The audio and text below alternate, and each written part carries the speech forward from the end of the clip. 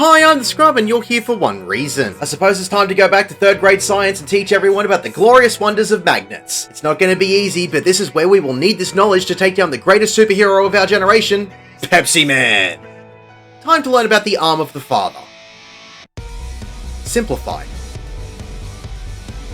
Turn left and head up the stairs. A few AoEs will drop on their way up, just avoid them as best you can. When you get to the top of the stairs, pull everything you see and turn right. Continue to pull everything all the way to the sludge on the ground. This will give you the heavy debuff if you're standing in it. Pull the Scorpion with a distance attack or provoke to drag it out of the sludge. Kill everything. The Echioceros will perform untelegraphed poison conal AoEs and the Scorpion can cast Tail Screw, which will half the health and give a dropsy dot tick to whoever it is targeting. When the Scorpion is killed, the sludge on the ground will disappear and you'll be able to continue. Jump down through the gap of the next 2 flights of stairs. When you get to the bottom of the stairs, turn left and go across the walkway following the path until you get to the final arena. This fight has 4 phases, but most people will only ever see 3. I'll explain all 4 phases just in case, beginning with phase 1, Pepsi Man, aka Living Liquid. Fluid Swing is a cleaving tank buster, so don't stand with a tank. Splash is a multi-hit room-wide AoE. Freudian Wave is a narrow conal AoE from Living Liquid. If you get hit by this, it is a huge knockback into the wall. If you get knocked back into the wall at any time, it will stun you, give you an unassumable paralysis debuff and an electrocution debuff while you're in the wall. Sluice will give random party members this blue marker over their head. When those markers disappear, there will be AoEs underneath a few random party members. As you avoid those AoEs, everyone that had a blue marker will get a small point blank AoE hit. After repeating a few mechanics and getting down below 70% health, Pepsi Man will morph into phase 2, Pepsi Hand. Fluid Strike is still a cleaving tank buster. Wash Away gives a large knockback to all players in a random direction. This knockback is not from the boss itself. The best way to avoid being knocked into the wall is to either move into the small circle in the center of the room so no matter which direction you get shoved, you'll avoid the wall, or to use your knockback immunity when the hand begins casting this move. After a short time, the hand will split in 2, halving its health between both bosses. The Fluid Strike tank buster will now add stacks of blunt resistance down to the tank, so it's best to get the hands down as fast as possible after they split. If you manage to get the combined health of both hands below 35%, the hands will morph back into Pepsi Man and go straight to phase 4. However, if the hands begin transforming before 35%, then you will have to do phase 3, Pepsi Nado. This is where the boss will become invulnerable to all forms of damage and create a puddle around itself, which will give you a heavy hitting dropsy debuff if you stand in it. Severe Contamination is a room-wide AoE. Every ad that spawns in, you will have to kill quickly. If it makes it to the outside wall, it will explode and give everyone in the raid a vuln stack and an assumerable dropsy debuff for every ad that reaches the electric wall. If the piston lubricants get halfway, they will cast sprint on themselves to move quicker towards the wall. Focus these ones down when they spawn in. Every ad that you defeat will explode in a small room-wide AoE. Healers be ready with those shields and regens. If you get an orange tether, this will act like a prey marker. You will need to pass this orange tether to a tank. This tank will need to move away from everyone else as it is a very heavy-hitting, medium-sized AoE tank buster. It is capable of one-shotting people that don't have decent gear. Magnets! How do they work? 2 players will get a tether and a magnet symbol above their head, either positive indicated by the plus symbol or negative indicated by the minus symbol. If both players have the same symbol, they will need to be close to each other on a side of the tornado so they'll be pushed away from each other but not into the middle or into the outside wall. If the players have different symbols, they will need to be very far away so they can be pulled into each other. They will need to position themselves so they aren't pulled into the puddle in the middle. Make sure that you are very far apart, as being pulled together with not enough distance will cause both players to have a penalty of atrophy, which reduces your abilities by 30% for 40 seconds. After this, it will cycle back to phase 1 and repeat everything until you get it down below 35%. Once you get the boss below 35%, it will transform into phase 4, Pepsi Man 2, Electric Fizzaloo. It will cast Cascade, which is a room-wide AoE, which will also spawn 3 water puddles around the edge of the arena, which will give you a dropsy dot tick if you stand in them. From here, Pepsi Man will repeat most of the mechanics from phase 1, like the tank buster, Protean Wave, and Sluice, and the magnets from phase 3 until it is defeated. Congratulations, you have defeated Alexander 3.